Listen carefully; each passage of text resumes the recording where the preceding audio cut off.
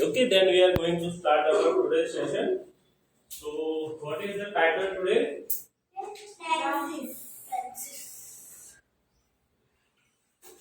Pencil इसको क्या कहते हैं गुजराती या हिंदी में? कार।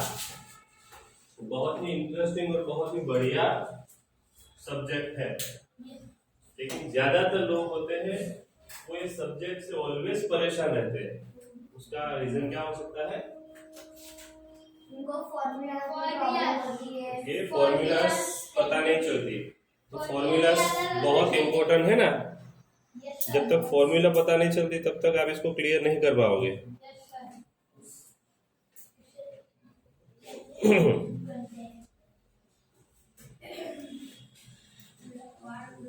चलो अभी हम शुरू करते हैं। तो इसके पीछे सबसे बड़ा जो रोल है ये इसको समझने का, याद रखने का, इसका क्या है? फॉर्मूलास जो है वो उसको जब तक फॉर्मूलास क्लियर नहीं है तब तक आप टेंसेस को कभी समझ नहीं पाओगे और याद भी नहीं रख पाओगे। जैसे ही आप सेंटेंस लिखना शुरू करोगे तो फॉर्मूला अगर याद है तब जाकर आप सेंटेंस को लिख पाओगे, लेकिन फॉर्मूला आप लोगों को याद रहती नहीं है। उसके पीछे वजह क्या है? What is the reason behind that? You cannot remember the formulas. समझ में नहीं आता तो उसके पीछे रूट कॉज क्या है?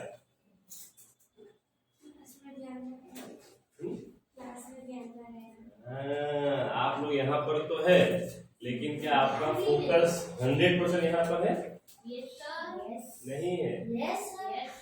100% फोकस यहाँ पर नहीं। ऑल ओवर जहाँ जहाँ आप क्लास अटेंड करने जाते हो या तो ट्यूशन हो या तो आपका स्कूल हो, जब स्कूल में कोई पढ़ा रहा है टीचर वगैरह, तो आप लोग या तो मस्ती करते हो या तो आपके दिमाग में और कोई ख्याल चलते रहते हैं।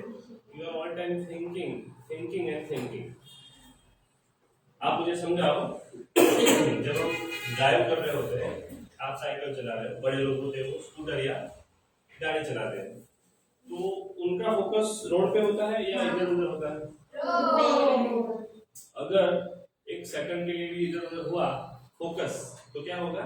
तो हमारा भी ऐसा है, हम जब सीख रहे होते हैं और हमारे दिमाग में और कोई ख्याल आया मतलब फोकस गया।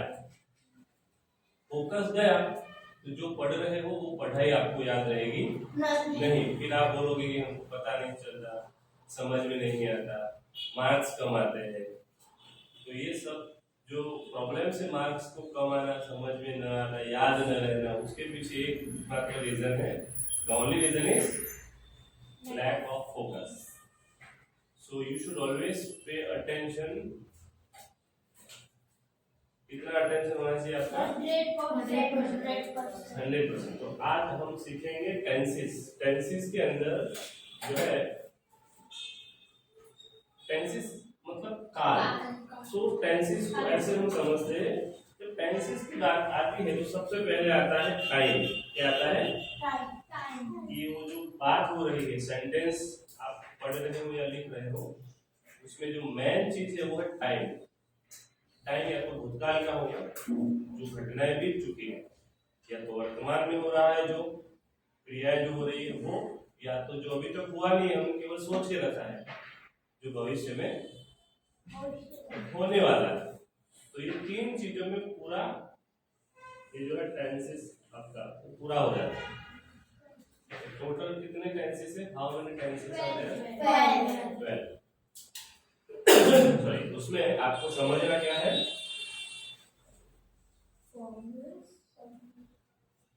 फॉर्मूलाज अगर क्लियर है तो आपको 12 के 12 टेंसेस आराम से याद रहेंगे, आपको कभी भी दिक्कत नहीं आएगी। एक बार फॉर्मूला समझ लो, दिमाग में उतार लो, याद रख लो। अगर याद नहीं रहती तो 1000 टाइम 2000 टाइम लिख लो। ओके? हाँ, तो लिखना पड़ेगा ना बेटा। आप छोटे थे जब, ओके, तो आपको टेबल्स याद नहीं रहते थे, एबीसीडी याद नहीं रहती थी, क्या करते थे आप? बहुत सारी बार लिखा है ना आपने। Everything is possible. आप जब चलना सीखे हो ऐसे, तो पहले ही बार में चलना आ गया, No. या आपने हजारों बार कोशिश की, चले फिर गिरे, चले फिर गिरे। कोई चीज जब नहीं आती तो प्रैक्टिस करनी पड़ती है। आप जब साइकिल सीखे तो क्या पहले ही बारी में आ गया? थोड़ा डर लगा, पहले पैडल की ओर देखा, एक्चुअली देखा तो सामने से, फिर बहुत सारी बार गिरे, गिरे कि नहीं? कॉन्फिडेंस धीरे धीरे जब आप प्रैक्टिस करते गए ऐसे आपका कॉन्फिडेंस लेवल बढ़ता गया। तो ये पेंसिल्स की जो फॉर्मूला की बात है उसमें भी ऐसा है, आप लोग जब तक लिखोगे नहीं 1000 बार 2000 बार बोला, इसका मतलब ऐसा होता है कि कम से कम आपको 50-100 बार तो लिखना ही है। अगर 50-100 बार लिखा तो आप 1-2 बार लिखो। ओके, सो आपका फोकस यहाँ पर होना चाहिए, चाहे आपका दोस्त या आपकी सहेली यहाँ पर हो या ना हो। ओके, समझ गए? चलो अभी हम शुरुआत करते हैं। तो टाइम के साथ और एक चीज का यहाँ पर हम डिस्कस करते हैं। टाइम प्लस दूसरा क्या है? वर्ब को हम बोलते हैं एक्शन वर्ड। क्या बोलते हैं? Action words. तो ये दो जो चीज है is equal to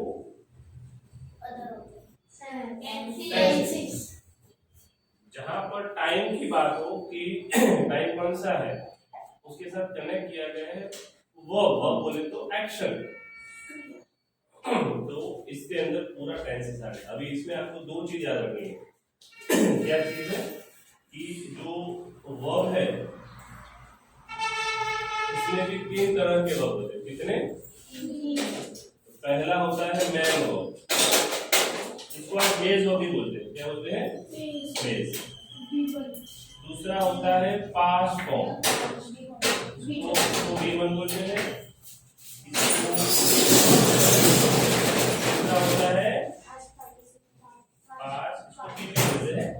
past participle, इसको V3 बोलते हैं। और चौथा भी हम ले लेते हैं, इसको क्या बोलते हैं? प्रेजेंट पार्टिसिपल, मतलब इसको हम बोलते हैं ING फॉर्म। क्या बोलते हैं? तो V4 इसको यहाँ पे हम जस्ट फॉर अंडरस्टैंडिंग लिखते हैं। तो एक वर्ड में यहाँ पे एक वर्ब मैं आपको बताना चाहूंगा। एक वर्ब है, क्या लिखा मैंने? ईट। इसका मेन बेस फॉर्म जो है वो ईट है। इसका पास्ट क्या होगा? ईटेड नहीं होगा। कुछ लोग ईटेड पीछे ईडी बोले साहब लगाना है। किसी ने बोला था कि हर वर्ब के पीछे अगर ईडी लगता है तो उसका पास्ट फॉर्म हो जाता है। ऐसा नहीं है। कुछ ऐसे इरेगुलर वर्ब्स है उसके पीछे ईडी नहीं लगता, पूरा सेंटेंस पूरा जो वर्ब है वो चेंज हो जाता है। तो ईट का क्या हो जाएगा? ईट। ये इसका V2 हुआ, ये V1 है। और आगे जाके ये पास्ट पार्टिसिपल क्या होगा? वेरी गुड, आप तो बहुत होशियार बच्चे हो। ईटन। उसके बाद प्रेजेंट पार्टिसिपल, तो ING फॉर्म क्या रहेगा? Very good, eating. तो इतने 4 टाइप के जो वर्ब है, इतना अगर आपने याद कर लिया, समझ लिया और याद रख लिया तो दुनिया की कोई ताकत आपको टेंसेस समझने से, पढ़ने से नहीं रोक सकती। लेकिन इसके लिए करना क्या पड़ेगा? सबसे पहले फोकस के साथ ये जितने मेन वर्ब है ना बेटा, जितने भी मेन वर्ब है उसको याद करना पड़ेगा। बहुत सारे बच्चों को मेन वर्ब का पास्ट क्या होता है वो पता नहीं चलता, उसका पास्ट पार्टिसिपल पता नहीं चलता। पास्ट पार्टिसिपल में 90% V2 ही आता है, 90%। 10% इरेगुलर होता है। तो ये आपको समझना है। समझ में कब आएगा? जब आप किताब ओपन करोगे, प्रैक्टिस करोगे, अलग अलग टाइप के सेंटेंस समझोगे। तो जिसको समझ में आता है ये कोशिश करें, समझ में नहीं आता उसके लिए हम जो है ऐसे तो आसान भाषा में समझा रहा हूँ। ओके, समझ में आ रहा है? पहले बताओ, समझ में आ रहा है? कितने लोगों को नहीं आ रहा है? नहीं आ रहा है बता दो। मैं गुजराती हिंदी बनाऊँ है ना कि इंग्लिश में इंग्लिश चालू करो। क्या लोगों को हवा में आएगा? एक दो लोगों को क्या समझ में आएगा? 2-3 लोगों को। तो ये समझ लिया बच्चों पहले।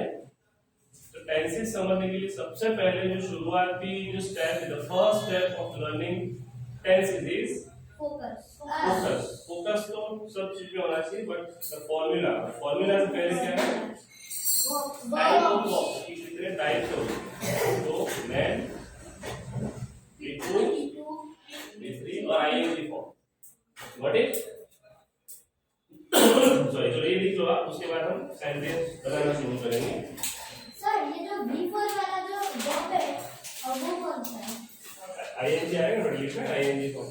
Present perfect. हाँ, परफेक्ट नहीं आएगा, कंटिन्यूस कंटिन्यू होता है जहाँ पे present continue, past continue, future continue, जहाँ जहाँ कंटिन्यू आता है वहाँ पे आईएनजी फॉर्म आता है, तो ये ईट का राइटिंग हो जाएगा। तो मतलब इसको हम आईएनजी से पहचानेंगे, कंफ्यूज मत हो, फोकस रखोगे तो याद रहेगा बेटा, कंफ्यूज हो जाओगे तो भूल जाओगे।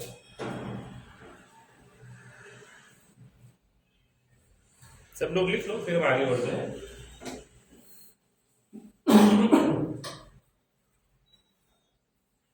चलो लिख दिया, बहुत स्लो हुआ आपको।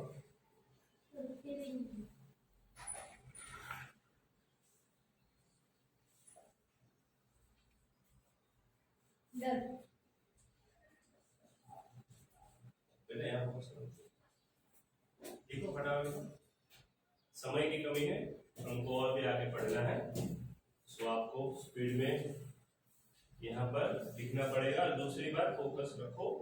कुछ लोग क्या करते हैं, घर में क्या खाना बनाएंगे, क्या खाएंगे, कहाँ जाऊंगा, क्रिकेट कब खेलूंगा, वो सब यहाँ पे अगर दिमाग में रखोगे तो आप नहीं पढ़ पाओगे।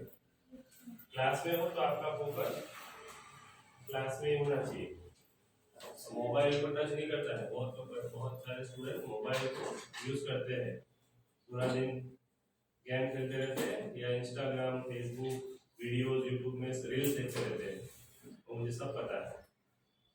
ओके, अनिल, हानिया, सर मैं तो बिल्कुल नहीं लिखा, सर मैं तो बिल्कुल नहीं, को पता ही नहीं, हमको आई भी नहीं लगा था सर। अरे तू भी देखता है, मुझे पता है, थोड़ा थोड़ा नहीं, देखना ही नहीं है। टीवी पे जो आ लो, और सबसे ज्यादा मैं अभिषेक देखता है, पूरा दिन हाथ में मोबाइल होता है, ऑल टाइम, जब स्कूल से आता है तुरंत मोबाइल। कौन था सर? मुझे पता है, ये तो गवर्नमेंट है, सर गवर्नमेंट ने रूल्स रखा है, वरना आप लोग मोबाइल स्कूल में लेके जाते। चलो, should I remove this? Yes sir. ठीक है, गुड। तो इतना समझ लोगे तो समझो कि आपने 90% टेंसेस क्लियर कर लिया है।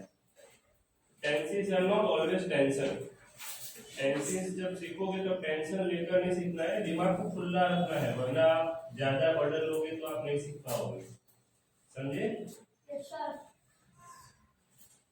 चलो, अभी सबसे पहला कौन सा टेंस है? Simple present. Simple present. Simple present tense पहला वाला है, सिंपल प्रेजेंट टेंस।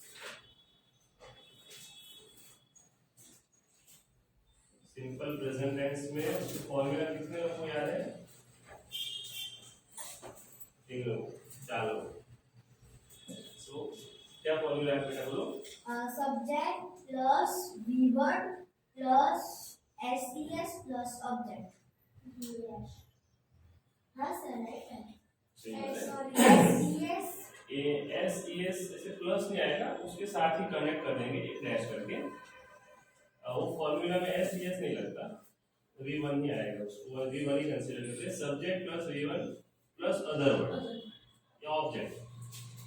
SES जो आता है वो इसी फॉर्मूला का एक पार्ट है। ओके, सो अभी कुछ लोगों को समझ में नहीं आया होगा, बोले ये सब्जेक्ट क्या होता है? कितने लोगों को पता है सब्जेक्ट क्या होता है? गुड।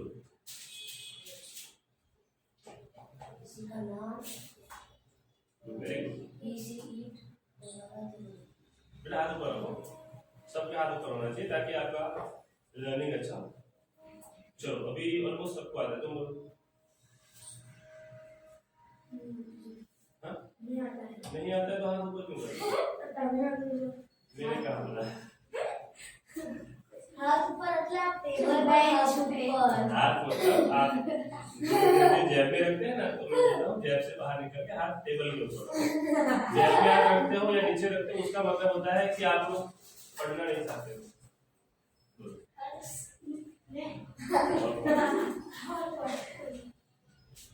किसी का नाम अरे, he, she, it, we, they. Good right, चलो वेरी गुड, सबको आता है। I will explain in very short. So first of all, जिसके बारे में ये सेंटेंस हाँ बहुत अच्छे, जिसके बारे में बात हो रही हो, याद रखना, लिखना है तो लिखो।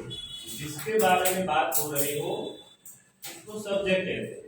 तो जनरली हमारे जो सेंटेंस होते हैं उसमें आई आता है, वी आता है, you, I, you, they, he, she, it, I person, I we you they he she it, या किसी का नाम, तो उसको सब्जेक्ट कहते हैं।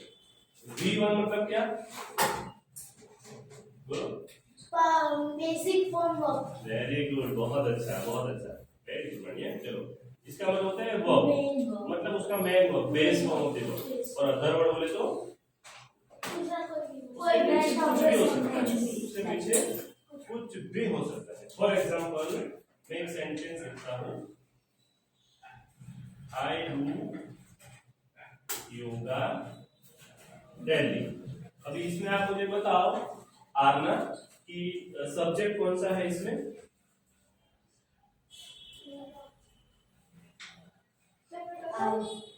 आई हुआ, आई कैसे हुआ? सर क्योंकि सेंटेंस के सबसे पहले में हमेशा सब्जेक्ट ही आता है। वेरी गुड, बहुत अच्छा। मतलब मैंने पहले ही बता दिया, सब्जेक्ट मतलब I we you they he she it, जिसके बारे में बात हो रही है। सेंटेंस में किसके बारे में? मेरे बारे में बात हो रही है। क्रिया कौन कर रहा है? मैं कर रहा हूँ। तो आई आया, आई को सब्जेक्ट कहेंगे। फॉर्मूला है, डू मतलब क्या हुआ? Very good, excellent. डू मतलब B1, और बाकी ये सब क्या है? इसमें बहुत सारा हो सकता है, पीछे हम बहुत जितना चाहे उतना लगा सकते हैं वर्ड्स, बट इतना ही नफ है। तो आपको इसको अदर वर्ड कहते हैं। सो इसमें और कुछ भी नहीं है, और इसमें आपको और चीज, जैसे टीशा ने बताया, जहां जहां आई वी यू दे इतने वर्ब के पीछे एस और ईएस नहीं लगता। बाकी जो ही शी इट है ना, ही शी इट, इसके पीछे एस या ईएस लगता है वर्ब के पीछे। इसमें वो डिटेल्स में जाओगे तो कंफ्यूज हो जाओगे। इसमें कुछ रूल्स होते हैं, लेकिन वो सब रूल्स आपको अगर मैं समझने की कोशिश करूंगा तो बहुत डिफिकल्ट हो जाएगा समझना, और आप सब बास्केटबॉल हो जाएगा इसमें। इट इज बेटर है कि ही शीट में जहां जहां वर्ब आता है उसके पीछे क्या लगा देना है? कुछ यहाँ पे थर्ड पर्सन के नेम के पीछे भी। हाँ, थर्ड पर्सन का मतलब ये हो सकता है, ही शीट मतलब थर्ड पर्सन। नहीं, नेम होता है उसका। हाँ, नेम भी होता है ना, मतलब वो भी नाम हुआ। फॉर एग्जांपल यहाँ पे ही शीट हुआ, तो ही शीट के बदले में नाम भी हो सकता है कि भाई कोई व्यक्ति का नाम हुआ, कोई वस्तु का नाम हुआ। For example Sia goes to school. I go to school every Sunday। ये मेरा लिखा मैंने, जस्ट फॉर फन। ओके, आपका होता तो ऐसा लिखता कि आई गो टू स्कूल डेली। उनका स्पेलिंग रॉन्ग है। हाँ सर पहले ए भूल गया मैं। चलो, एक सेंटेंस हुआ। दूसरा सेंटेंस यही चीज, अगर मैं मान्य के बारे में लिखूं तो मान्य गो आएगा, गोज गोज आएगा। गोज क्यों आएगा? मान्य गोज स्कूल डेली। ये इसमें थोड़ा चेंज कर लेता हूँ मैं, एवरी संडे की जगह डेली कर देता हूँ। दूसरा सेंटेंस सर उसका स्पेलिंग रॉन्ग है। सर मान्य तुम्हारा नाम ही ऐसा है। चलो आगे बढ़े। सो यहाँ पे देखो, ये आई वी यू दे में मैं नाम रहा, वो आया, उसी की जगह अगर ही शीट हुआ या थर्ड पर्सन का नाम हुआ तो वो का क्या हो जाएगा? गोज हो जाएगा।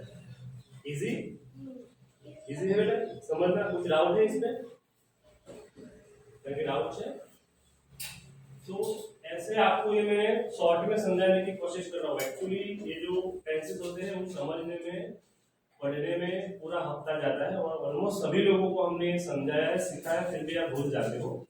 इसका मतलब आप घर जाके प्रैक्टिस करते नहीं हो। तो प्रैक्टिस जब तक नहीं करोगे तब तक आपको ये समझ में नहीं आएगा। तो मैंने ये आपको इतना समझाया, बहुत सारे सेंटेंस देखेंगे तो टाइम बहुत कम पड़ेगा। तो आपको क्या करना है, बाकी के सेंटेंस जितने भी लोग यहाँ पे अवेलेबल है, बाकी के sentence I we you they वाले 10 लिखना है, ही शी इट वाले 10 लिखना है। 20 सेंटेंस एज ए होमवर्क में लिख कर आना है। सर यानी कि आई के 10 बी के 10 नहीं, ये सब मिला के 10। अच्छा all put together you have to write 10 and he she it के मिलाकर 10, but in total you have to write 20 sentences. अभी ऐसा मत सोचो कि यार यहाँ पे मिस्टेक किया आज संडे का सेशन भरने के लिए। अभी तो हम संडे उठकर जल्दी आए और ऊपर से ये सीख रहे, हमारा खेलने कूदने का टाइम था संडे को, तो और ऊपर से यहाँ आके हम फंस गए घर जाके। और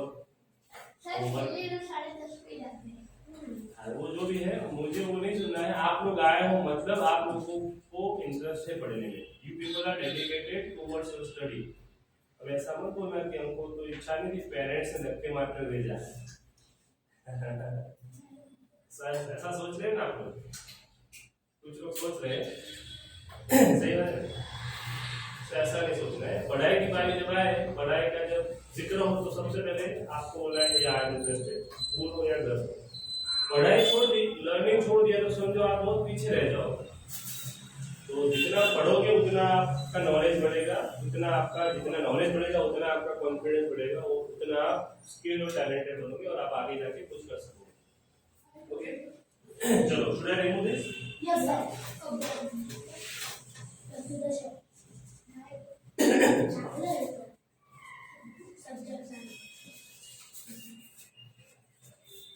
कर दो ना? हाँ सर। आप लोग कितना स्पीड में लिखते हो? हाँ सर। बहुत अच्छी बात। सर आप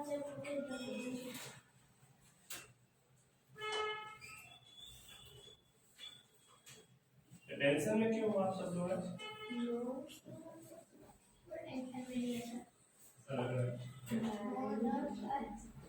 संडे को आना पड़ा स्कूल, मतलब यहाँ क्लास में, इसलिए?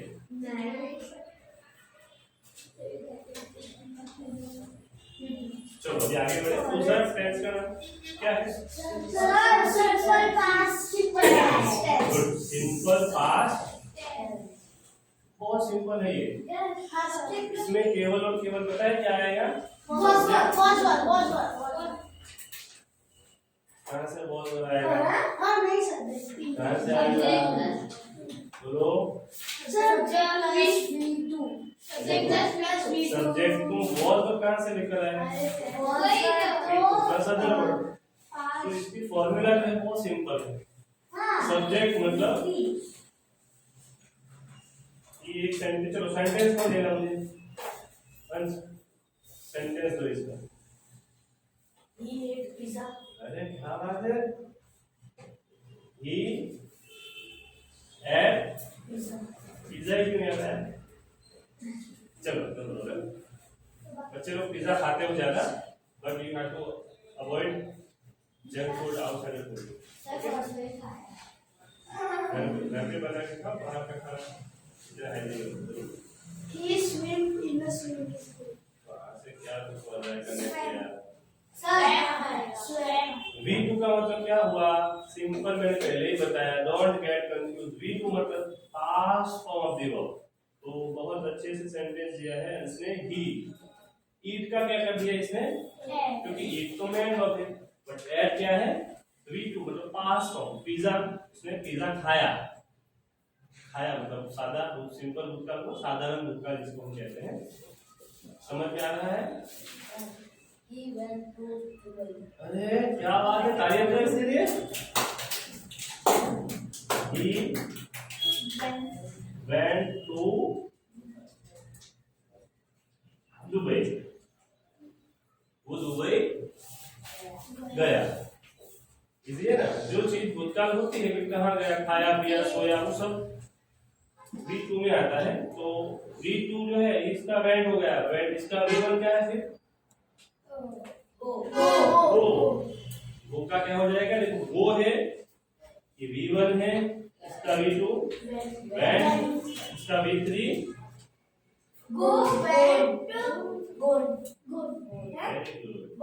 गॉन। वर्क हुआ ना बेटा, आज पार्टिसिपेट क्या होगा, गॉन होगा। आपको इसकी प्रैक्टिस करो, घर पे लिखो बेटा ऐसे शब्द। बहुत जितने भी वर्ब होते हैं, जितने भी क्रियाएं होती है, वो सारी क्रियाएं एटलीस्ट 150 के आसपास क्रियाएं है, मेन क्रिया। ऐसे तो बहुत सारी है, डिटेल्स में जाएंगे तो वो 150 क्रिया जो है, जो वर्ब है, उसका आपको मेन वर्ब, पास्ट फॉर्म और उसका पास्ट पार्टिसिपल आपको आना चाहिए, आपको पता होना चाहिए। न केवल यहाँ लिखने में, आप जब बड़े होगे तो बोलने में भी काम में आएगा, कहीं पे आप जाओगे इंटरव्यू देने तो वहां भी काम में आएगा। तो आप लोगों को मतलब नहीं, इसको आपको कुछ भी करके करना पड़ेगा। अगर अच्छे नंबर्स, अच्छे मार्क्स लाने हैं तो केवल पास होना है तो ऐसे ही चलेगा, कुछ भी लिखोगे पास तो हो जाओगे। पास का कोई मीनिंग नहीं होता है जब तक आप अच्छा रैंक, अच्छा नंबर लेकर नहीं आते, समझे? इतना करो, चलो इसको समझ लेना है। बहुत अच्छा बेटा, दोनों ने बहुत बढ़िया सेंटेंस दिए हैं। सो आपको ध्यान क्या रखना है, पास्ट फॉर्म आएगा यहाँ पे, ये सब्जेक्ट हो गया डी वाला, ये पास्ट फॉर्म हो गया, और ये अदर वर्ड है। अभी देखो दुबई में मैंने कैपिटल डी क्यों किया है, बोलो बेटा। अरे वाह, क्या बात है, एक्सेलेंट। सो जब हम सेंटेंस लिखते हैं, ध्यान से याद रखिएगा, भूलना मत, भूलोगे तो मार्क्स कटेंगे। और मैं से याद रखना है, जब भी आप कोई भी प्लेस का नाम लिखो सेंटेंस में कहीं पर भी, तो सेंटेंस के अंदर जब प्लेस का नाम आता है, चाहे सिटी हो, शहर हो, छोटा मोटा स्टेट हो, कंट्री हो, कोई भी, तो प्लेस का जब नाम आता है तब उसका फर्स्ट लेटर कैपिटल होता है। किसी व्यक्ति का नाम आता है, कोई भी आप सेंटेंस करो तो व्यक्ति के नाम में फर्स्ट लेटर क्या आएगा, कैपिटल। ऐसे कोई सब्जेक्ट आएगा, English, Gujarati, Hindi, first letter should be always sir या मैडम लिखोगे तो उसमें भी फर्स्ट लेटर कैपिटल। तो ये आपको सब याद रखना है। बहुत सारे ऐसे, तो मुझे अभी इतने याद आ रहे हैं, तो आप सोचो कि और क्या क्या हो सकता है, मैंने पहले बताया है। तो इतना हो गया, चलो तो इतना आप लिख लो, लिख लो फटाफट। इसके बाद हम बाकी का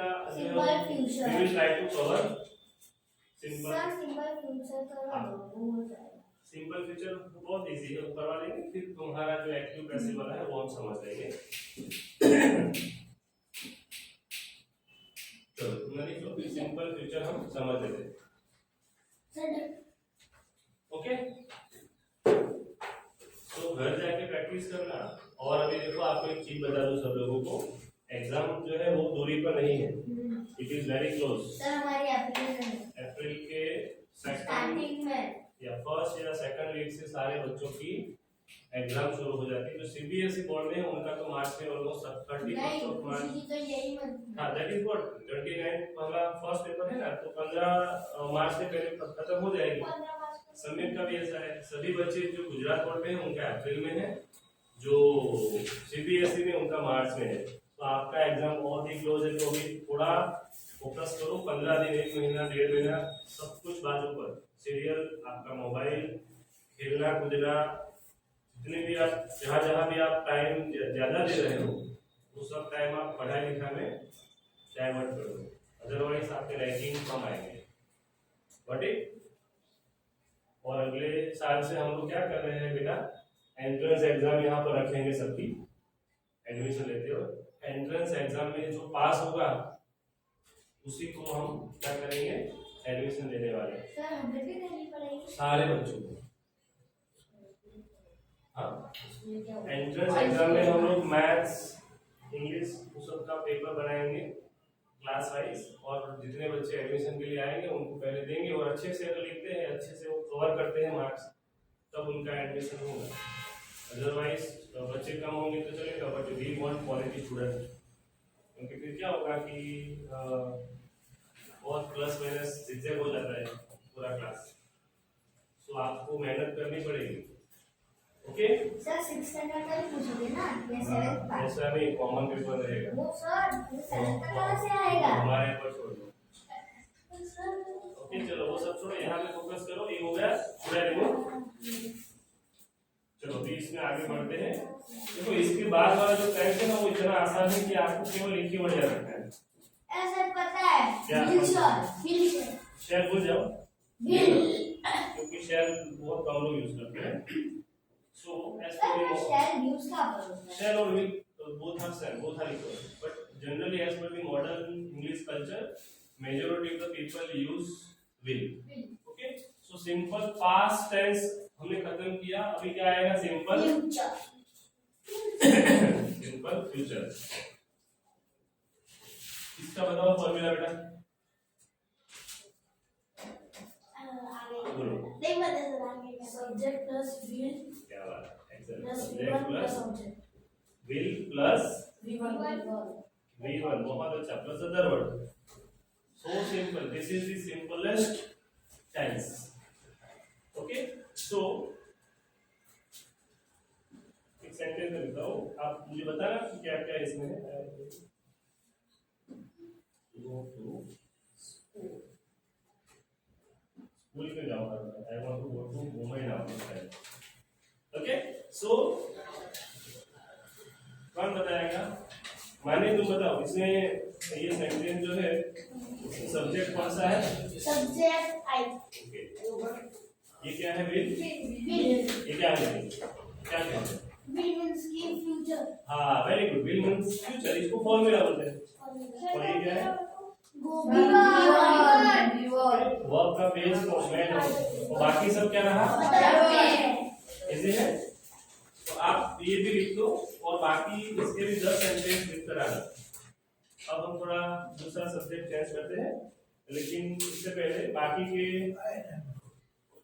जो टेंसेस बचे हैं हम टोटल 9 टेंसेस को कवर करेंगे। बाकी के जो 3 होते हैं ना वो आपके अभी काम में नहीं आएंगे। वो सर हमारे स्कूल में 12 टेंसेस आना है 6 अरे 6 में बहुत अच्छा है, सारे के सारे बहुत इजी है बेटा। यही सब है, उसमें खाली थोड़ा अलग हो जाता है। हैज बीन, हैव बीन आता है, हैड बीन आता है फॉर्मूला। ओके, और कुछ नहीं है। चलो अभी यहाँ पे बाकी के टेंसेस की फॉर्मूला आप लिख कर आना। कौन सा टेंसेस बाकी रहा अभी? 9 बाकी रहा। तो 9 में पिछले वाले 3 छोड़ दो। बाकी के 6 जो है वो आपको क्या करना है? 6 कौन से हैं बताओ मुझे। Continuous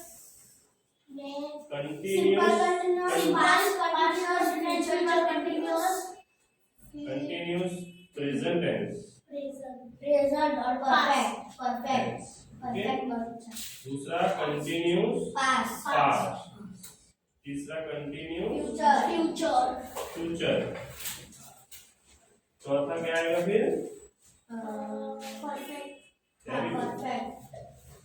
perfect present tense, perfect